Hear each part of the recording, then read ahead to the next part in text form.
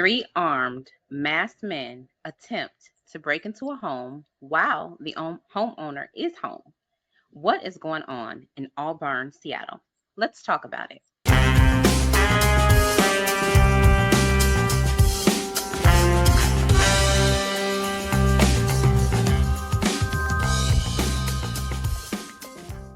Welcome back to Criminal Justice Corner. I am your host, Dr. Jennifer Matthews. Today, I have with me a very special guest, Brittney Norwood. Brittney is a realtor out of South Suburban Chicagoland area. Brittney, thank you for being my special guest today. Can you tell us a little bit about yourself?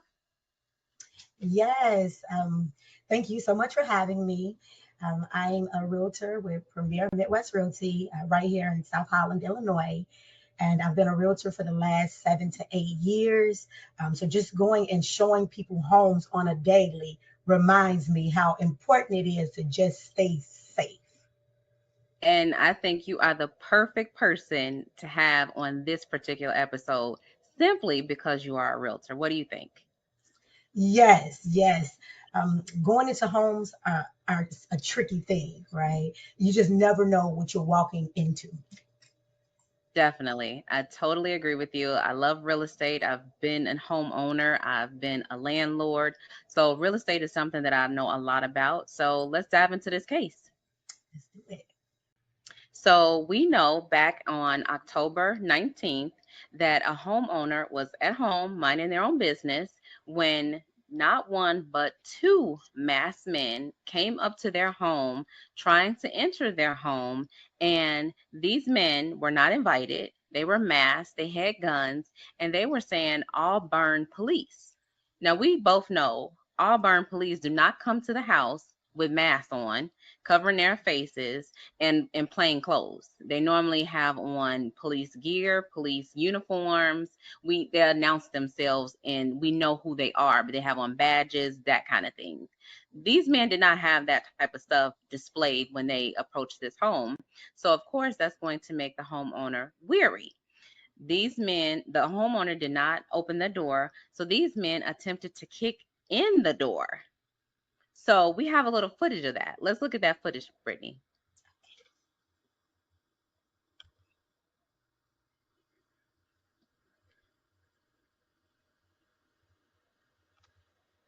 Here we go.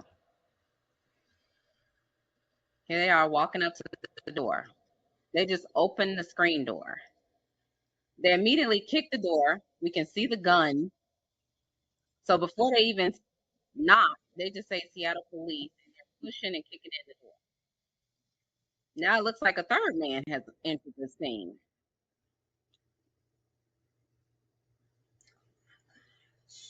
And now the homeowner is firing their weapon from inside the home. Brittney, what is your take on this whole scenario? What do you think? Let's talk about this, Brittney. What is your take on this situation? So what was interesting to me is because we always hear of people, we know this saying, fight or flight, right? And that's when Absolutely.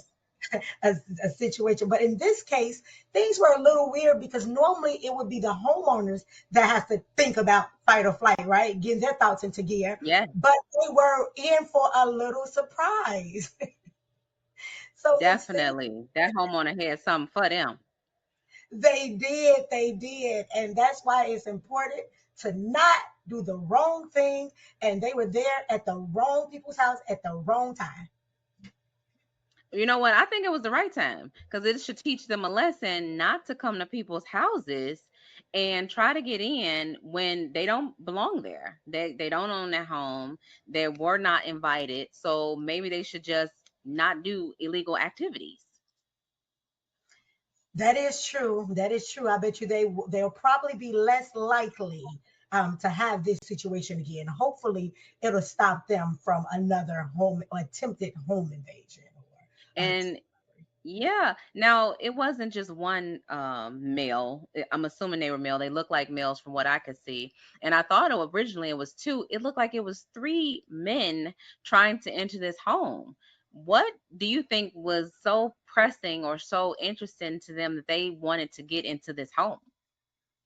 I was thinking that because it's not every day that you see someone trying. I mean, they desperately wanted to, Definitely.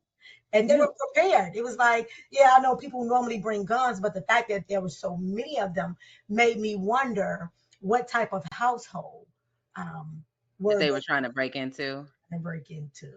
Now, what do you think about the homeowner's actions? Like that, yes, they pulled the screen door open. They were desperately trying to kick down that door. Do you think that homeowner was justified in firing at them?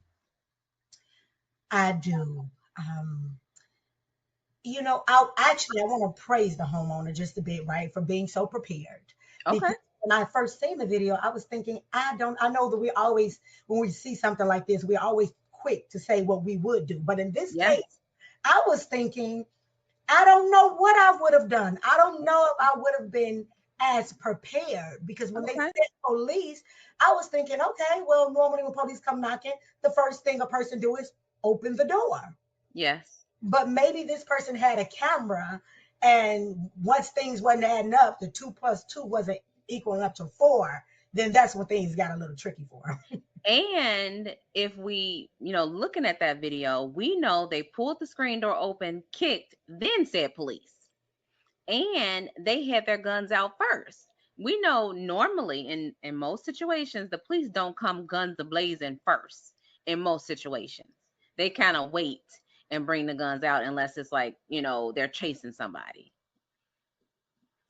That's true. Now that would have been alarming because even with the way they were kicking on the door Yeah, startled me. Like, and the fact that it seemed like everything happened so fast. So we it always was hear fast. that life could change in an instance, but in this instant, the homeowner came prepared. Definitely.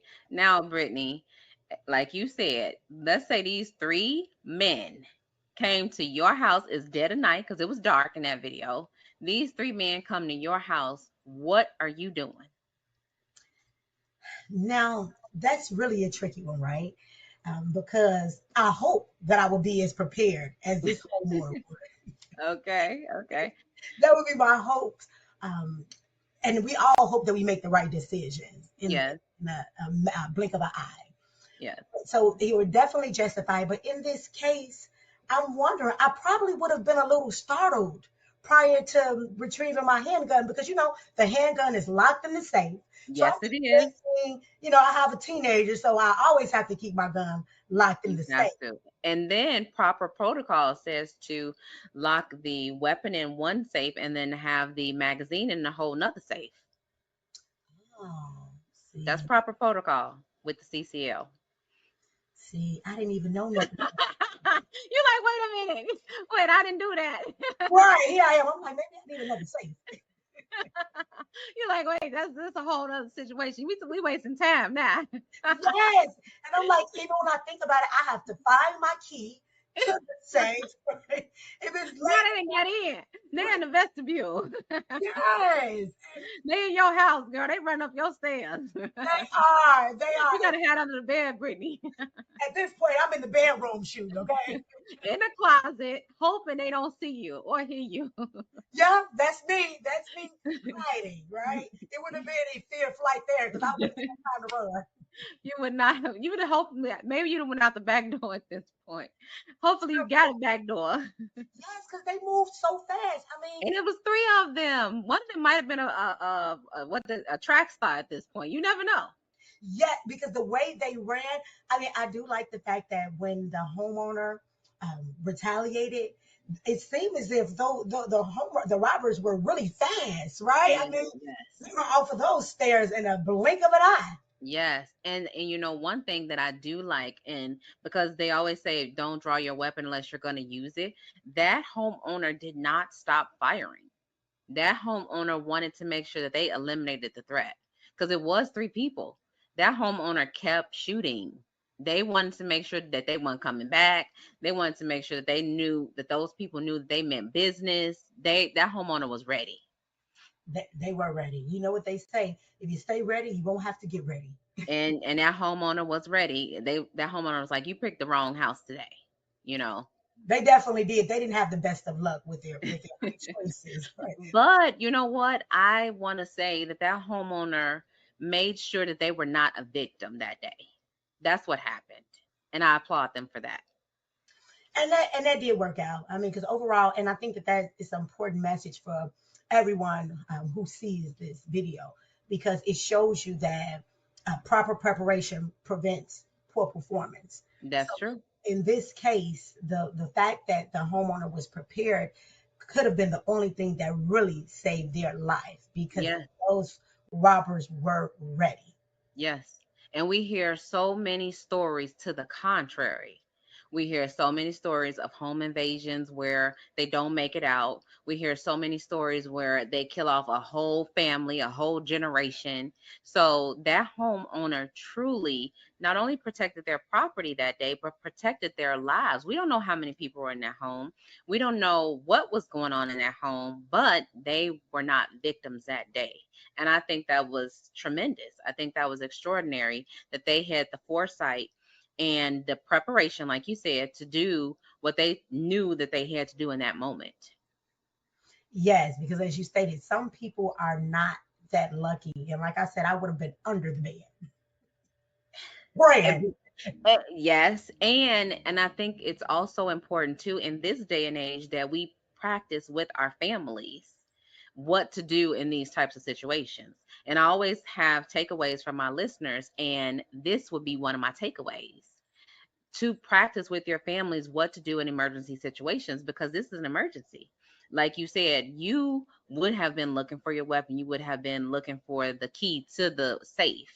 Had you been, doing drills with your family on a regular basis, maybe you would not have panicked, maybe your family would have known what to do, that kind of thing. Repetition is what helps you in an emergency situation. Yes, and in this case, I learned that I even need a new safe. Years ago, right? Right. And that's part of the training. The training will help you and teach you what to do. So definitely you need another safe. But you not only you need to prepare, but you said you have a child, your child needs to be prepared. Because if you are nervous in that situation, imagine your child. So now you have to get them under control. You have to make them calm. You have to get them in a closet with you if you're in a closet. You got to get them under the bed with you if you're under the bed. That's a stressful situation in itself.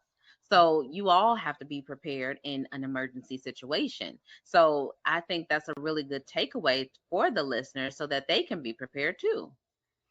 Stay ready and you won't have to get ready. There you go. So would that be your takeaway? Stay ready so you don't have to get ready? Yes, that would definitely be my takeaway.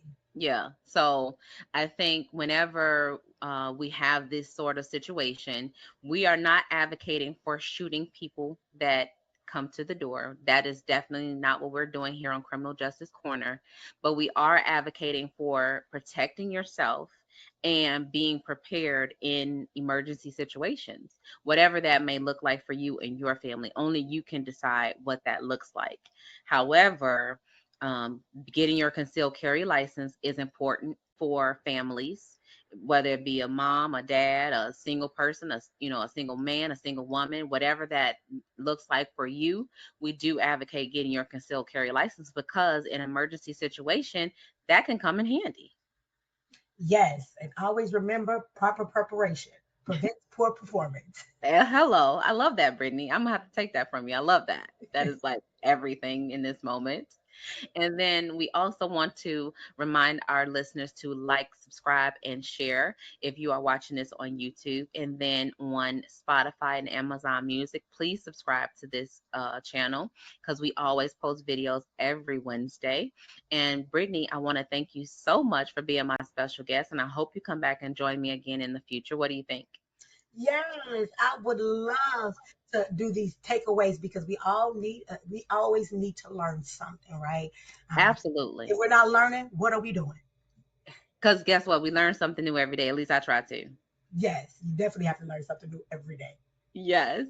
So thank you so much. And we will see you next time on Criminal Justice Corner podcast. Please like, subscribe, and share this video. Thank you. Thank you. Thanks for having me. Absolutely. See you next time. Yes, ma'am.